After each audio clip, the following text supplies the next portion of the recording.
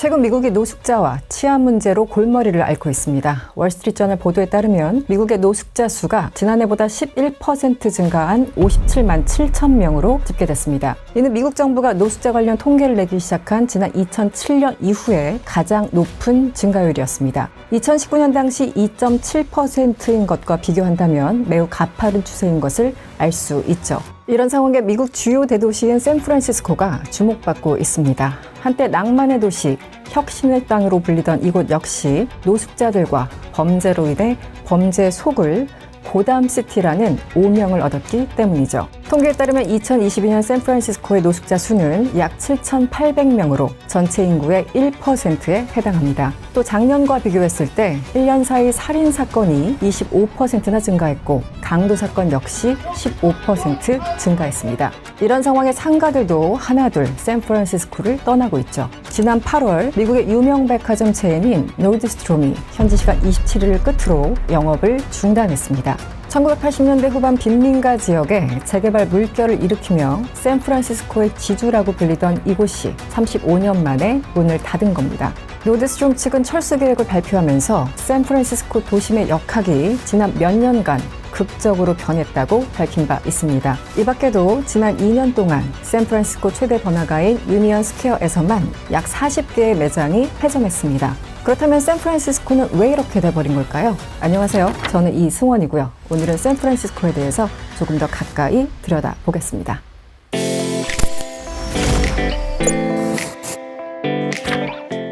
실리콘밸리로 향하는 관문으로 여겨지는 샌프란시스코, 세일즈포스, 레딧과 같은 IT 기업들의 본사가 몰려있어 빅테크 기업의 메카, 스타트업의 성지라는 수식어가 붙었는데요. 2020년대까지만 해도 미국의 많은 도시 가운데 성장률이 가장 높은 도시 1위를 기록하기도 했습니다. 이처럼 샌프란시스코가 과학기술 산업이 특히 발달할 수 있었던 데에는 지리적 요건과 기후의 영향이 컸습니다. 전자기기의 고장을 유발하는 가장 큰 원인은 습기와 열이죠. 샌프란시스코만 일대는 지중해성 기후로 인해 1년 내내 한국의 봄 날씨와 비슷해서 전자기기 등을 연구 개발하고 활용하는 데 용이한 환경이었습니다. 또한 스탠퍼드 대학을 비롯해서 캘리포니아주 전역에 명문대가 자리에 있다는 것도 이점으로 작용했습니다. 주정부 역시 기업의 세제 혜택을 부여하는 등 기업 친화적이고 시장 맞춤형 정책을 시행하면서 경제 번영을 뒷받침했습니다. 이로써 실리콘밸리는 2000년대 들어서면서 눈부신 성장을 이뤘고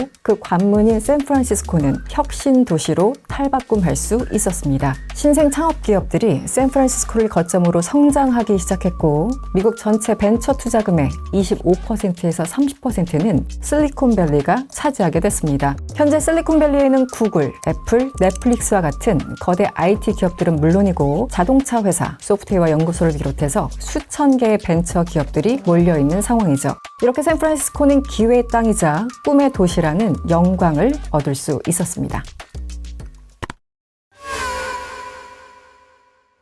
하지만 현재 샌프란시스코 명성은 크게 흔들리고 있습니다. IT 기업이 즐비했던 거리에는 쓰레기와 배설물들이 뒤엉켜서 악취를 풍기고 있고 관광객의 자리는 노숙자 그리고 마약에 취한 이들이 채우고 있습니다. 거주자들과 상인들은 매일같이 발생하는 강도 사건으로 인해 두려움에 떨고 있죠. 특히 지난 4월 실리콘밸리 유명 스타트업 창업자인 보브 리가 샌프란시스코 시내 한복판에서 피살되면서 안전에 대한 우려는 더욱 커지고 있습니다. 전문가들은 샌프란시스코가 이렇게 급격히 변한 원인으로 팬데믹을 꼽고 있습니다. 앞서 설명했듯 샌프란시스코는 혁신 도시라고 불릴 만큼 IT 기업이 밀집된 도시입니다. 자연스레 이 도시로 자본 그리고 인재들이 몰리면서 집값과 생활비도 함께 치솟았죠. 2020년에는 전년 대비 12% 올라 평균 월세가 3,930달러에 달해 미국에서 가장 높은 월세를 기록할 정도였습니다. 하지만 팬데믹으로 재택근무가 보편화되면서 커다란 변화가 일어났습니다. IT 기업은 상대적으로 재택근무가 가능한 업무가 많기 때문에 다른 기업들보다 높은 비율로 원격 근무를 할 수 있었는데요. 많은 기업들이 팬데믹이 완화된 이후에도 여전히 재택근무를 유지하고 있습니다. 미국 인구 통계국에 따르면 재택근무 비율은 2021년 기준 46%에 달했고 2023년에도 35%를 유지하고 있습니다. 이렇다 보니 비싼 월세를 감수하면서 샌프란시스코에 머물 필요성이 줄었고 다른 지역으로 옮겨가는 이들이 늘어나기 시작합니다. 또한 경제 침체로 IT 기업들의 대량 정리해고가 이어지면서 이주민들이 더욱 증가했죠. 실제 샌프란시스코 인구는 2020년 이후 지난해까지 무려 7.5% 감소한 것으로 나타났습니다. 이처럼 재택근무 보편화,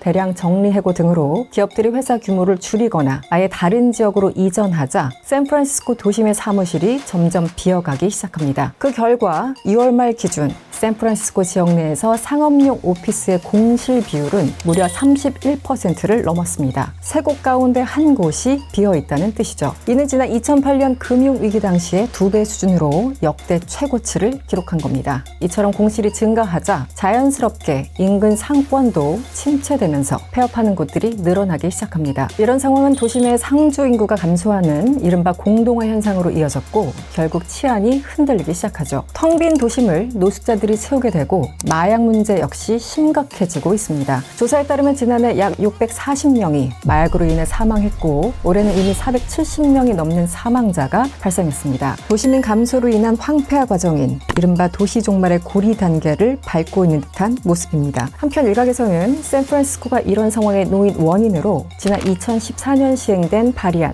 47을 지목하기도 합니다. 이 바리안은 피해 $950 이하 절도 등 비폭력 사범과 단순 마약 사범을 중범이 아닌 경범으로 다스린다는 내용이었습니다. 3차례 이상 범죄를 저지르면 장기 구금하도록 하는 일명 삼진아웃제로 교도소 과밀 현상이 벌어지는 것을 줄이고 이에 따른 비용을 절감하자는 것이 골자였습니다. 하지만 취지와 다르게 흘러가고 있다는 지적이 나옵니다. 소액절도로 기소되면 주 교도소에 최대 6개월 감금될 수도 있지만 고발로 이어지는 경우가 적기 때문이죠. 월스트리트저널은 샌프란시스코를 좀도둑들의 천국이 됐다고 보도하면서 $950 미만 절도는 경범죄로 취급돼 거의 기소되지 않고 용의자들이 경찰에 붙잡혀도 금방 풀려난다고 전했습니다. 실제 샌프란시스코 내 가장 큰 슈퍼마켓 중 하나였던 홀푸드 역시 급증한 범죄율로 인해 지난 4월 개업 1년 만에 문을 닫고야 말았습니다. 폐업의 이유는 직원들의 안전이었다고 하죠. 뉴욕타임즈는 매장 직원들이 13개월 동안 경찰에 560건 이상의 비상전화를 걸었다고 보도한 바도 있습니다. 이런 상황에 여론도 돌아서고 있습니다. 지난해 6월 체사부든 샌프란시스코 지방검사장은 주민 소원 투표 결과 60%의 찬성으로 물러나야만 했습니다. 런던 브리지 시장은 경찰 예산을 증액했고 노숙자를 줄이기 위해 $6억 들여 저소득자 주택을 건설하겠다고 밝혔지만 여론은 좋지 않은 상황이죠. 지난 5월 한 조사 결과 샌프란시스코 유권자의 76%는 현재 샌프란시스코가 잘못된 방향으로 가고 있다면서 강한 공권력에 대한 요구가 거세지고 있습니다.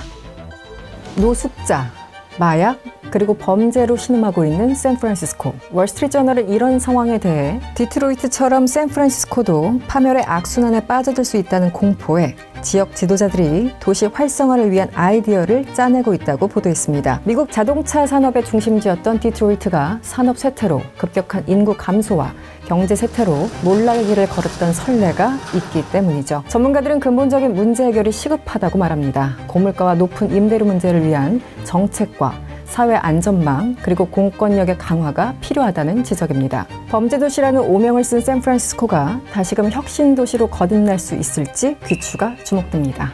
월드 클로즈업 이승원이었습니다.